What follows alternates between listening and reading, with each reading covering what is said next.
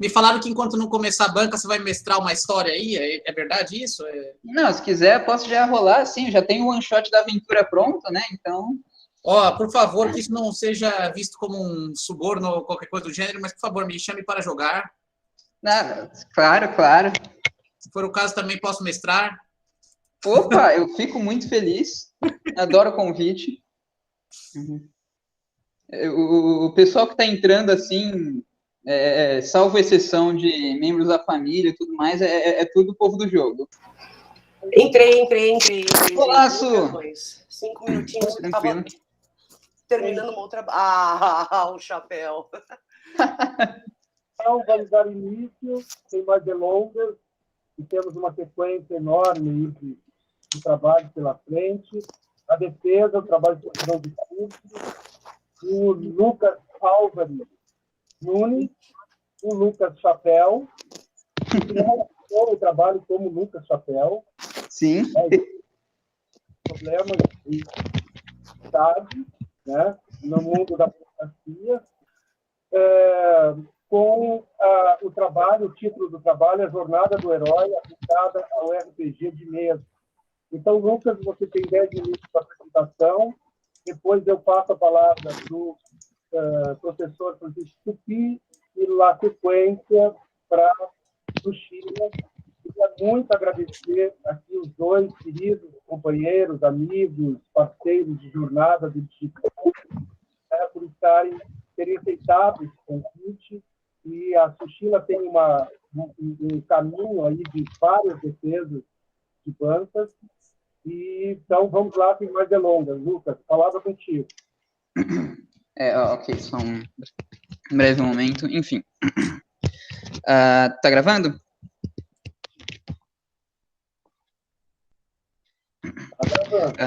Okay. É semana de entrega de TCC. Vocês se encontram em um pequeno, porém confortável auditório, reunidos ali por um peculiar indivíduo de capa e capuz, que se encontra no palanque em frente à sala, gesticulando dramaticamente de modo a obter a atenção de todos. Quando se certifica de que todos os olhos da sala estão direcionados a ele, o apresentador abaixa o capuz, revelando sua identidade e se apresentando. Olá, eu sou o Lucas Chapéu, graduando de Publicidade e Propaganda, e vim apresentar o meu TCC sobre a jornada do herói aplicada ao RPG de mesa. Antes de qualquer coisa, é importante contextualizar o que exatamente é a jornada do herói. Resumidamente, ela é uma estrutura narrativa fundamental que pode ser encontrada em mitos, lendas, histórias e afins por praticamente todos os espaços geográficos e temporais em que histórias foram contadas por humanos. Ela traz elementos chaves da nossa psique, trabalhando de forma codificada questões inatas de todas as pessoas, como enfrentar o desconhecido e lidar com a perda. Ela foi identificada inicialmente pelo mitólogo Joseph Campbell e posteriormente reapresentada como um guia de boas histórias por Christopher Vogler, que identificou a jornada também no roteiro de diversos filmes de sucesso. Ela inicia no mundo comum, com a apresentação do ambiente regular do herói, estabelecendo seu cotidiano que será quebrado pelo chamado aventura. Um problema a ser solucionado que interrompe a monotonia anterior, estabelecendo o objetivo da história, seja curar a maldição do rei, investigar um assassinato, ganhar o coração do par romântico, ou o que quer que seja. Frequentemente ocorre inicialmente uma recusa do chamado, que é um momento de incerteza em que o herói hesita em abandonar o mundo que ele conhece para se lançar ao desconhecido, necessitando de influências externas como encorajamento ou agravamento da situação. Ele se encontra, então, com o mentor, que o provê com conselhos, artefatos ou habilidades que preparam o herói para enfrentar a jornada que o espera, e então atravessa o primeiro limiar, a fronteira entre o mundo comum e o mundo especial, frequentemente protegido por algum tipo de guardião que testa as habilidades do herói e busca impedir sua viagem, podendo ser derrotado, evitado, aplacado ou mesmo transformado em aliado, com as suas habilidades se somando às do herói na jornada. No mundo especial, o herói ele vai encontrar testes, aliados e inimigos que os ensinarão as regras do seu novo ambiente e o levarão à caverna oculta, enfim, ou o segundo limiar, um local perigoso onde está localizado o objetivo de sua jornada. Lá ele vai passar por uma provação em que enfrentará seus medos e a iminência da morte antes de se obter a recompensa, a razão que o fez empreender a jornada em primeiro lugar. A seguir, é preciso enfrentar os perigos do caminho de volta e, no terceiro limiar, que é o retorno ao mundo comum, o herói deve novamente encarar a morte e a ressurreição, pondo à prova tudo o que desenvolveu durante a jornada para, enfim, poder finalmente retornar com um elixir, voltando ao seu mundo comum e o renovando no processo. Essa jornada, ela pode ser aplicada a diversas formas narrativas, não somente à literatura ou mitologia. Por exemplo, ela é bastante aplicável ao jogo, mas o que é o jogo? O Huizinga, ele define o ato de jogar como algo natural de seres pensantes e um fato que antecede a cultura, porque a cultura pressupõe a espécie humana e mesmo pequenos animais como cachorrinhos, eles brincam entre si que nem as pessoas, em joguinhos que simulam brigas, com um tentando subir no outro e trocando mordidas falsas, enquanto eles respeitam regras como não atacar de forma violenta, além de, em meio a isso, parecerem se divertir verdadeiramente, sem demonstrar sinais de confronto e hostilidade. O jogar, ele tem uma propriedade específica que permite que ações e eventos que seriam ilógicos ou irrelevantes no cotidiano ganhem novos significados. Por exemplo, por si só, o ato de chutar uma bola contra uma rede, ele dificilmente vai ter o poder de levar uma nação inteira ao delírio, o que ocorre em uma partida de futebol importante. O Huizinga, ele chama essa propriedade de círculo mágico, uma fronteira que pode ou não ser circular e pode ou não ser concreta, dentro da qual se estabelece um mundo temporário dentro do mundo habitual, que tem suas próprias regras, em que as frustrações do cotidiano não existem, não são relevantes e a tensão é toda desencadeada pela brincadeira. O princípio do círculo mágico, então, ele é a presença fundamental para dar sentido e impacto ao jogo, mas o trabalho presente ele se debruça sobre um tipo específico de jogo que deixa esse círculo extremamente evidente, o RPG de mesa. O RPG é uma sigla que significa Role Playing Game, ou em português, jogo de interpretação de papéis, em que cada jogador assume o papel de uma personagem com características e habilidades específicas, e esses heróis interagem entre si e com uma trama e universo definidos por um outro jogador, o chamado narrador ou mestre, que controla e organiza o mundo de ficção em que o jogo ocorre, estabelecendo os obstáculos e inimigos que os jogadores devem enfrentar e o universo que eles têm a explorar. Assim, ele é um jogo largamente cooperativo em que, apesar de jogadores e mestre parecerem adversários, o objetivo coletivo é desenvolver uma história em que todos se divirtam e tenham seu momento de brilhar.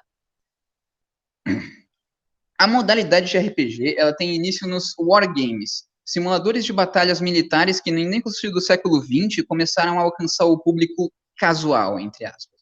Logo, com a popularidade de Senhor dos Anéis, os jogadores eles passaram a querer buscar jogos ou sistemas de regras que apresentassem a possibilidade de combates individuais épicos, ou o uso de magia, e foi nesse terreno fértil de oportunidades que o primeiro sistema de RPG, como conhecemos, Dungeons & Dragons, foi lançado. Desde então, têm sido desenvolvidos múltiplos sistemas de regras e cenários para RPG, limitados apenas pela criatividade humana, desde livros que tomam como cenário sombrias cidades vitorianas, repletas de vampiros, ou distopias futuristas hipercapitalistas com vírus de computador perigosos infectando próteses tecnológicas, até mesmo livros que buscam novas soluções para cenários já conhecidos, como fantasias medievais com regras mais ou menos robustas, ou mais ou menos foco em combate em seu sistema. Desse modo, tem ali uma relação perceptível entre os elementos do trabalho. O RPG de mesa, com histórias de heróis enfrentando monstros e salvando reinos, ele é um meio que permite rica exploração da jornada do herói. A jornada do herói, por sua vez, apesar de também ser aplicável a eventos da vida real, ela pode ser experienciada diretamente através da atenção permitida pelo círculo mágico do jogo. E, por fim, esse círculo mágico, ele é bastante evidenciado em jogos de RPG, porque pela natureza narrativa e foco em interpretação da modalidade, a imersão na personagem é plena. Durante as horas de jogo, por exemplo, Lucas deixa de existir, tornando-se intérprete de Leopoldo o Sagaz. Esse trabalho, então, se propôs a analisar exatamente o encontro dos três elementos. Mais precisamente, foi desenvolvida uma mini-aventura de RPG, com uma duração aproximada de pouco mais de 2 horas, uma narrativa pautada diretamente nos estágios da jornada do herói definidos por Vogler. Desse modo, seria possível observar e analisar a jornada sendo experienciada por inteiro em uma tacada só, não como um personagem regularmente estabelecido em uma história por quem quer que a escreva, mas sim como alguém que, de fato, está reagindo às provações inesperadas estabelecidas pelo universo. Assim, foram estabelecidas entrevistas-jogo, na forma de sessões de RPG, organizadas online com membros de grupos de jogos, realizadas e gravadas por chamada de áudio via Discord, que é uma plataforma de comunicação direcionada ao público gamer. Através delas, as verdadeiras entrevistadas seriam, então, as personagens de cada um, que seriam julgadas quanto ao meio de enfrentar as intempéries da jornada. A aventura ela é apresentada mais a fundo na parte escrita do trabalho, mas, em resumo, ela conta um cenário metalinguístico em que as personagens conhecidamente vivem uma história e descobrem que o autor decidiu parar de escrevê-la. Sendo assim, elas devem desbravar o rascunho, um terreno inóspito onde vivem ideias incompletas, para que possam adquirir a próxima página e assim continuar a história, precisando antes derrotar finalmente o autor e provar que são dignos de escrever em seu lugar. Os heróis entrevistados, então, foram os 3, não necessariamente relacionados às imagens do slide. Excelus Esopo, um senhor mágico ilusionista com fortes temas de loucura e coletividade. Mortícia Morbius, uma senhora doutora e coveira do vilarejo, com uma obsessão intensa sobre a morte, seu funcionamento e o que poderia haver do outro lado. E Logos, um jovem bardo saindo em busca de seu propósito e espalhando a arte pelo mundo enquanto não o encontra. Houveram diversas coincidências entre as entrevistas-jogo que podem ser indicativas de algo maior. Em um primeiro momento, logo no começo da jornada, ninguém de fato recusou o chamado, só que isso, na verdade, já era esperado devido ao meio. Aceitar aventuras é uma prerrogativa básica de uma personagem de RPG em geral. Ainda assim, a recusa ela surgiu em 2 das 3 jornadas, através do mensageiro do vilarejo, de forma relativamente orgânica, que ele vinha representar o arquétipo do arauto, que trazia o chamado da aventura, e foi arrastado pro próprio chamado da aventura, inicialmente a contragosto, tanto pelo Excelus Esopo, quanto por Mortícia Morbius. O Guardião do Limiar, por sua vez, ele foi pacificado através do diálogo em todas as interações da aventura, dando mais crédito à hipótese que, em sistemas de jogo menos violentos, com mais opções de jogo, como o que foi escolhido como base para entrevista, eles incentivam jogabilidade menos violenta em geral. E a simpatia natural para os jogadores, não só para ele, mas com todos os outros personagens baseados no arquétipo de Jung em geral, é uma possível evidência do magnetismo natural desses arquétipos. Mas, dentre essas coincidências de jogo, talvez a mais fascinante seja a decisão tomada ao final, ao retornar com Elixir. Confrontados com a possibilidade de tornar qualquer coisa que quisessem reais, tornando-se o próximo autor e dominando o reino, as 3 personagens entrevistadas, elas optaram por, no lugar, eliminar a figura única de autor. O Excelus transformou todos do vilarejo em autores, enquanto Logos especificou que cada um seria autor de si próprio. Mortícia, em contraste, ela removeu o cargo de autor da existência, definindo que a história seguiria o seu curso natural, sem depender das decisões de tiranos.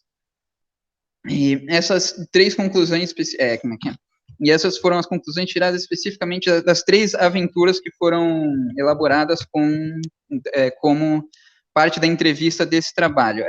Em quanto tempo que a gente está? Eu não sei. 17. Eita! Ok, empolguei um teco demais, então. Mas se já deram uns 10 minutos, então eu... Ou ainda dá tempo de falar? 1 minuto. Finaliza, Chapéu. Vai ter 2 minutinhos para finalizar. Ok, beleza. Mas em um ponto mais ou menos específico, acho que era mais ou menos esse o elemento. O jogo em si, ele traz possibilidades... Ah, minha nossa, ok, pera.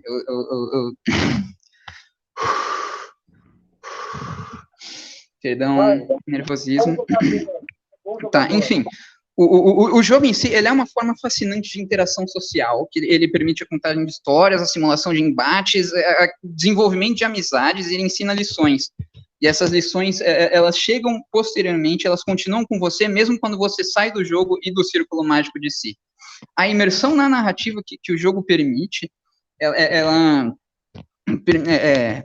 eu acredito que eu consegui compreender um tanto mais a jornada do herói, analisando conforme elas são jogadas, a forma natural que a jornada do herói aparece, por exemplo, porque houveram elementos que não foram planejados. A recusa do chamado, por exemplo, eu não tinha planejado colocar, e ela surgiu naturalmente por meio de um NPC sem que eu percebesse que eu estava fazendo isso. Então, isso reforça muito o ponto de Campbell como a jornada do herói, ela surge nativamente, assim, no ato de contar histórias em si. E eu vou encerrar aqui antes que eu gagueje mais, é isso, muito obrigado. Maravilha, Lucas, muito bom, né? Então, continuando o jogo, eu passo a palavra aqui para o professor Francisco Tupi, que é um prazer enorme ter você na banca, né? Toda a trajetória que você tem nessa área, né? Você vai conseguir nos dar várias luzes aqui, né? Eu vou pedir só para a gente ser breve em função do limite desse jogo, do limite de tempo desse jogo. Então, Tupi, a palavra é tua. Olha, professor Byron, professora Sushila, uma honra poder estar aqui. Muito obrigado pelo convite, né, tanto por ser aluno egresso da ECA, quanto a questão do tema. Eu estou deveras emocionado porque eu vivi para ver isso. Em março de 1992, a USP sediou o primeiro evento de RPG, que era a USPCon, que depois virou Encontro Internacional de RPG. De 94 a 95, na Rádio USP tinha um programa chamado Labirinto, que eu ligava todo final de semana, várias vezes, para poder votar, e eles falavam o meu nome no rádio. E aquilo que era uma coisa assim, de nerd, de bobo, de maluco, que foi utilizado para justificar crimes, tanto nos Estados Unidos quanto no Brasil, hoje está numa... A Sushila falou, mostrar minha tatuagem. Depende. Ó, tem aqui o controle, Mágico. e o vira uma flor de lótus, que é a evolução humana pelo jogo. Minha nossa. Tem o cavalo de xadrez do Duchamp aqui também. E aí é o seguinte, pode falar que eu estou sendo tendencioso? Sim, estou sendo. Adorei o seu tema. Adorei que você citou o Little Wars, do A.G. Wells. Isso mostrou que você teve um estudo. O seu estudo, ele faz inércia no que a gente está vivendo hoje, né? O RPG, ele é um elo perdido. Agora, se com uma inteligência artificial ele passar a ser mestrado, ele continua sendo um RPG, ou ele é aquele multi-user dungeon do passado. Agora que as pessoas têm a possibilidade de viver Avatar, o que é o metaverso, se não as pessoas que usam rede social passarem a gamificar as ações? No mundo tem 3,6 bilhões de pessoas que jogam, 4,8 bilhões de pessoas que usam redes sociais. É um mercado que vai crescer pelo RPG, por interpretar Avatar, 1,6 bilhão. A ideia dessa entrevista, de se colocar nessa persona, sensacional. Para ser breve, eu tenho duas perguntas, uma séria e outra em forma de jogo, uma gamificada, tá bom? Deixa eu pegar os dados. Não, é por card, você vai ver. Ok. No aplicativo, você vai ver. Aí é o seguinte, dentro da sua formação, você como um comunicador, um publicitário, essa relação de entrevista, como você vê o que você pesquisou agora se adequando nesse ambiente que está vindo em relação ao uso de avatares e, especificamente, o metaverso? Ok, é uma boa pergunta. Olha, esse modelo de jogo-entrevista que eu estabeleci, provavelmente já foi feito antes, né, mas eu achei fantástico. Cada entrevista que eu passava a gostar mais, assim, entender mais o funcionamento.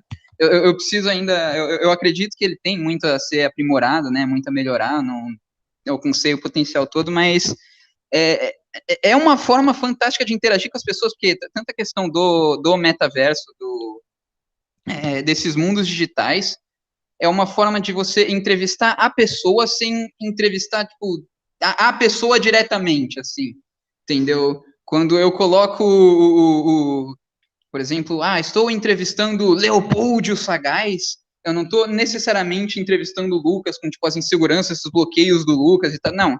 É, tipo, uma parcela específica da personalidade do interior do Lucas que ele demonstrou, e isso é muito, tipo, é muito interessante pro ambiente de entrevista, assim, entendeu? E isso acredito que se aplica pro metaverso também.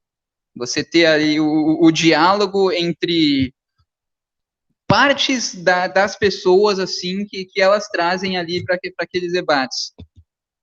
Eu acredito que tem bastante potencial, sim. Segunda pergunta. Semana passada eu lancei um aplicativo que é como se fosse um tarô para orientação científica. Minha Primeira nossa, vez você tá que eu brincando tô... comigo. Não, é verdade. Eu não falei antes para você não ler e você pegar o meu meta de jogo. O aplicativo é gratuito, 100% anônimo, e aí eles são cards. E aí eu deixei uma carta sorteada, tá aqui, ó. A carta, que é assim, ó. Como ampliar o desenvolvimento da pesquisa e aprofundar o trabalho desenvolvido. Card 40, continuidade da sua pesquisa. Como ampliar o desenvolvimento da pesquisa e aprofundar o trabalho desenvolvido. Gamificando a banca. Muito boa. Enfim, eu acredito que o continuamento da pesquisa, eu teria que continuar utilizando esse artifício do jogo entrevista, eu acho que é uma base fundamental, assim, mas eu pensei em primeiro aumentar, claro, o número de pesquisas, né, tipo, trazer mais jogadores, assim, para ter uma base de pesquisa maior, mas eu também pensei em simplesmente realizar pesquisas similares, mas com variáveis diferentes do processo.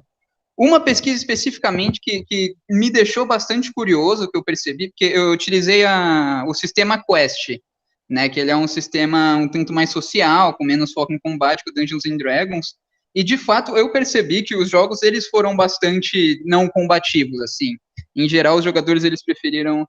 Então, uma continuação da pesquisa que eu gostaria de fazer seria trazer, por exemplo, o sistema ele influencia nas ações dos jogadores, então estabelecer também uma aventura, jogo entrevista padrão, mestrar para mais jogadores e testar sistemas diferentes e ver se no sistema com mais combate eles só realizam mais combates, assim, tipo, as opções que eles têm eles afetam diretamente a forma que jogam. Também tem, tipo, sei lá, outras perguntas possíveis que dá para trazer nesse esquema, né? Tipo, o que afeta a tomada de decisões no RPG? É a questão da narrativa ou da mecânica, principalmente? Você tem, tipo, uma arma muito boa que desapareceu aleatoriamente, ou você tem uma menos relevante que você ganhou do mentor importante, entendeu? O que você prioriza, entendeu? O que afeta as ações no jogo? Isso.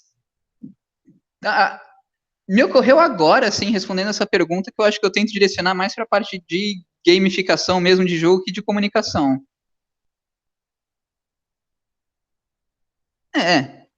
Perfeito, perguntas respondidas satisfatoriamente. Parabéns. Parabéns. Obrigado.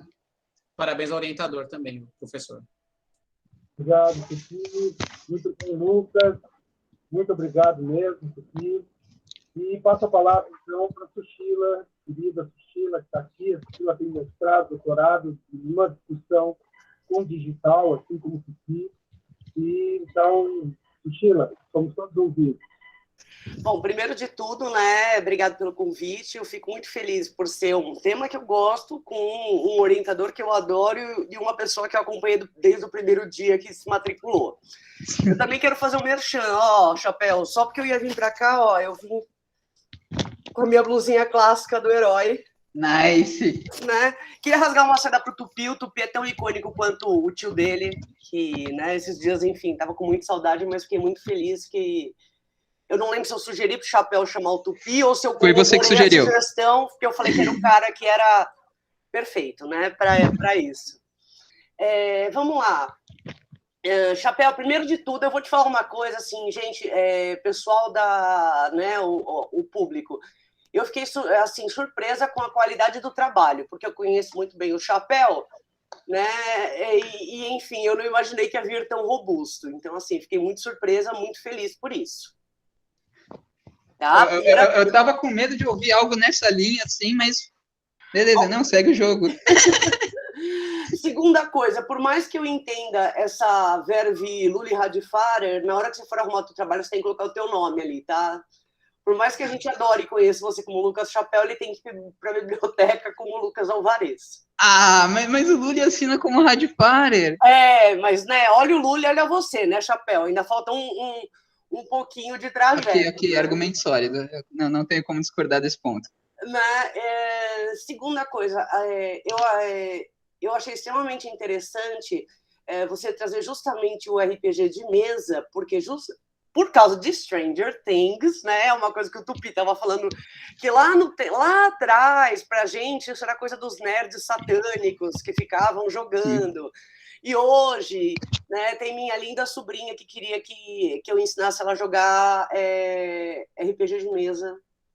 Ela ficou super interessada e, enfim, ela ia montar um grupo com os colegas da escola dela, né, para eles jogarem nas férias. Então, veja só, a questão do jogo, justamente antes da cultura, já faz bem mais de 30 anos e é cíclico, entendeu? Então, é justamente essa ideia, e é uma avatarização antes da avatarização, né? Então, assim, eu acho que do ponto de vista que você trouxe, foi bem interessante, você conseguiu fazer um histórico muito bacana, né? Do RPG de mesa. O que mais que eu ia te falar? Deixa eu ver aqui, para não atrasar muito. Eu tinha colocado alguns pontos. Eu tô com Covid, tá, gente? Então eu tô meio lenta, tô meio fanha, tá? E tô sem muito fôlego. Intensivo. Primeiro ponto, eu adorei essa questão dessa entrevista. Ele já tem algumas coisas dentro da psicologia que, se você for continuar, né, fumante com Covid é para matar, Kira. Tem algumas coisas dentro da psicologia que eles já trabalham esse role-playing, né, enfim. Então, talvez mais para frente alguma coisa que você possa melhorar a tua metodologia do jogo entrevista. Isso. A segunda coisa, você falou mais da gamificação e menos da comunicação. Eu vou puxar a minha sardinha e vou falar que você poderia levar isso muito para educação. Sim, faz sentido. Eu estava vendo aqui e eu pensando ainda mais quando você trouxe aquela questão né, que eu estava rachando o bico. Aliás, a apresentação foi ótima, eu dei muita risada aqui, foi muito perfeito. Muito obrigada. Você estava trazendo do rascunho, do bloqueio, né? E em paralelo a isso, minha irmã, ela está dando aula para o pessoal da 5ª série, ela trabalha a língua portuguesa e ela tem muita dificuldade dos alunos com redação. Então, enquanto eu estava lendo o teu, e eu pensando, puta, mano, podia fazer um RPG de mesa para ajudar esses alunos com... Né? Em vez de você fazer, por exemplo, vamos fazer uma sessão, né, de aula de reforço, né, para a redação. Imagina você montar um jogo, né, trazer isso, né, e trabalhar com isso com os alunos, né? Então, assim, eu sei que você curte uma parte de redação publicitária, então eu sei que você consegue trabalhar isso também. Então, é um outro caminho que você pode seguir também, né? Que é justamente essa ideia de você trabalhar o RPG como uma ferramenta para a melhoria né, do potencial de redação dos alunos, por exemplo, de 10, 12 anos. Né? Porque a gente vê que enfim, pode ser só por causa do Stranger Things, pode não ser, mas nesse caso, pensa, né, tipo, essa questão, eles estão abertos a trabalhar com isso. Então, eu acho que o teu trabalho, além dele, né, de trazer, enfim, de apresentar para a gente aquilo que você se propõe, ele dá uma abertura tão infinita, assim, de coisas que você pode fazer, e é aquilo que o Tupi falou também. A gente puxa a sardinha, porque a gente cresceu nesse meio, a gente foi aprendendo as coisas, né? A gente foi usando o RPG de mesa, o RPG de videogame e tudo mais, de uma forma didática. Né? Assim, tudo que eu sei de inglês eu aprendi jogando RPG. Né? Então, nunca fiz cursinho, foi no RPG e no dicionário, foi trabalhando essas ideias das histórias, porque você já tem um contexto, né, da história, da jornada do herói, então fica muito mais fácil para você aprender. Então, eu acho que ele tem, além de um potencial comunicativo muito grande, né, de você trabalhar até dentro da publicidade mesmo, né, para você trabalhar, enfim, criação de persona, e uma série de outras coisas, você tem esse potencial pedagógico também. Então, assim, eu acho que são duas vertentes que você consegue, né, trabalhar. Ademais, Chapéu, de novo, fiquei muito surpresa do teu trabalho, né? Não que eu imaginava que fosse um negócio ruim, mas é que eu não imaginava que ia ser tão bom quanto foi. Você, né, a gente tem essa relação de honestidade. Você sabe que eu gosto muito de você, enfim, que a gente já trocou ideia de tudo lá dentro, eu, você e o Akira, né? Rafa também um pouquinho, mas né, nós três ali a gente sempre conversava sobre isso, e eu fiquei muito feliz, muito contente de poder ter lido o teu trabalho e de ser chamada pela banca, o que eu agradeço novamente ao professor Byron, né, querido, né, e eu acho que é isso, parabéns, eu acho que assim foi chave de ouro.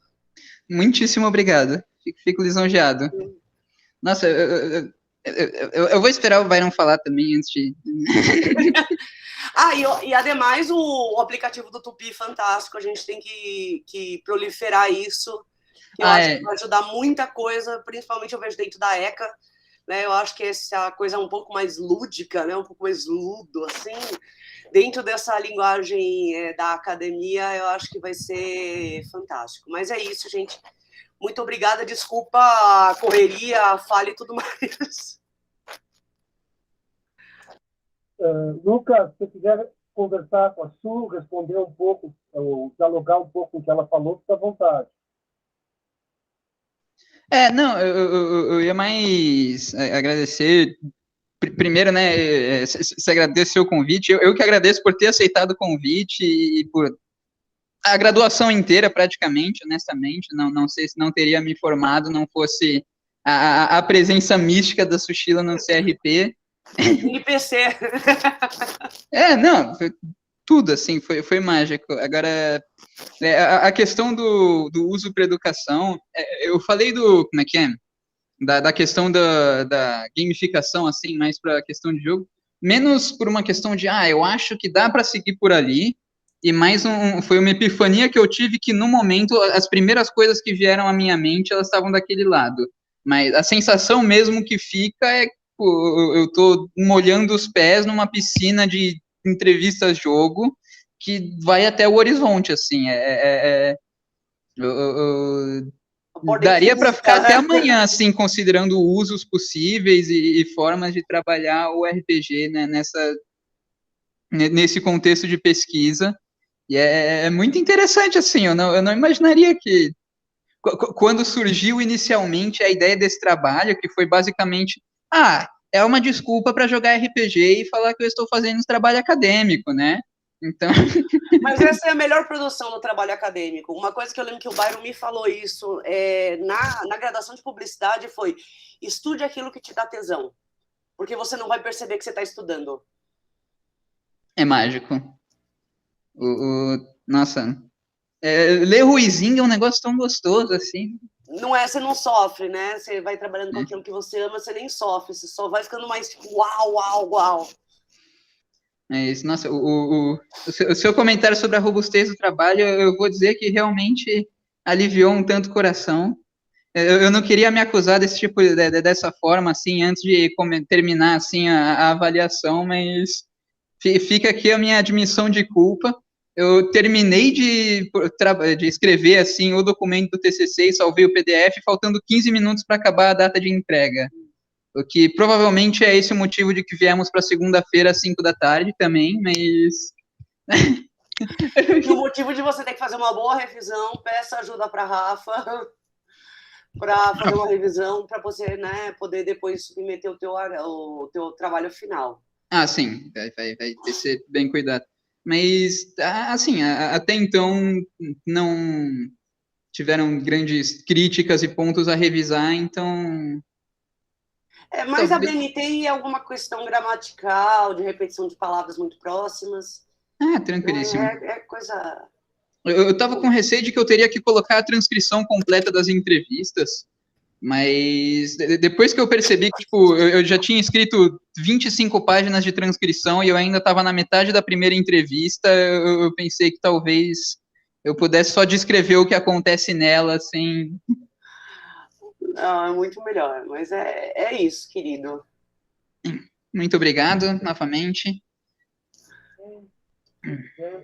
Lucas, Sheila, prazer ouvi-los todos.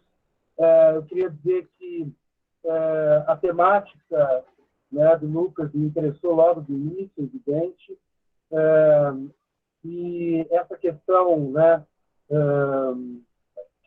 que os dois, você e o Sushila e o Tupi trouxeram, né?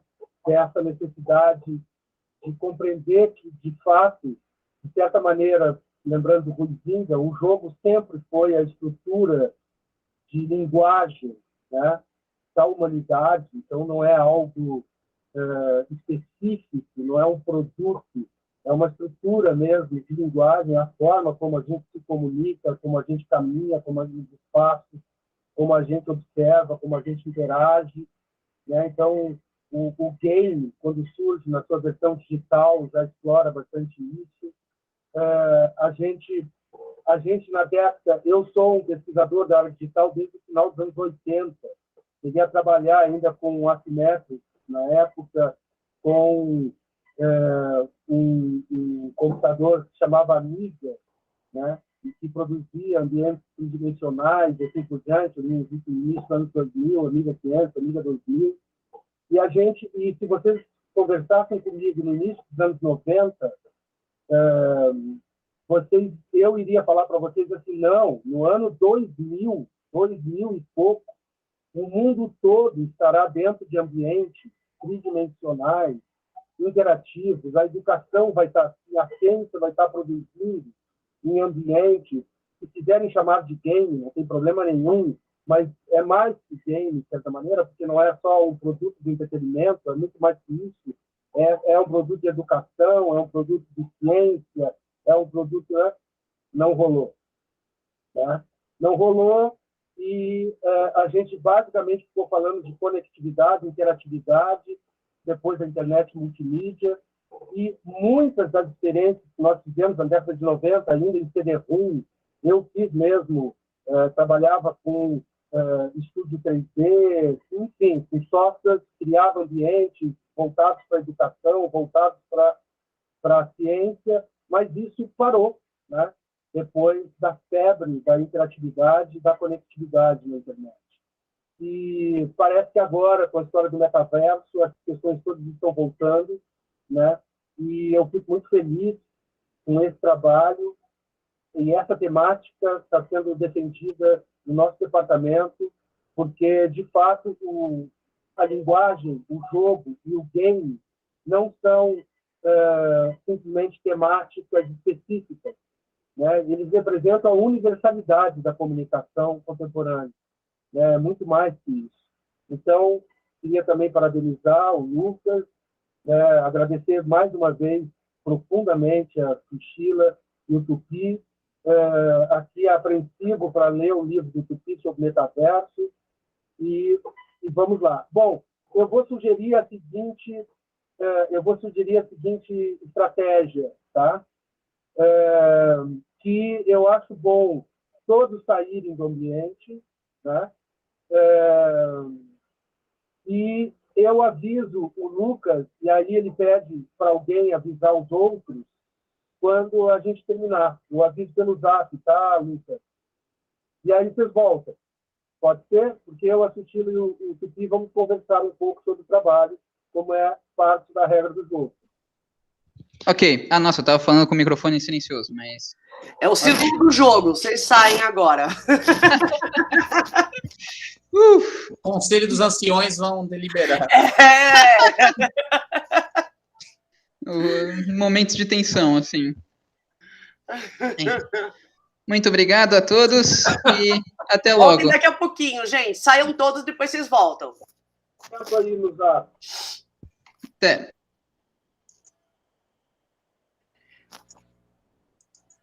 Byron, acho que você tem que tirar a gravação também, né? Tá. A Daniela, deixa eu ver. Você tem que remover a Daniela também, que ela está aqui de... e parar a gravação rapidamente, né? Para eles não ouvir o nosso conselho. Porque tem que manter o segredo também, faz parte do jogo.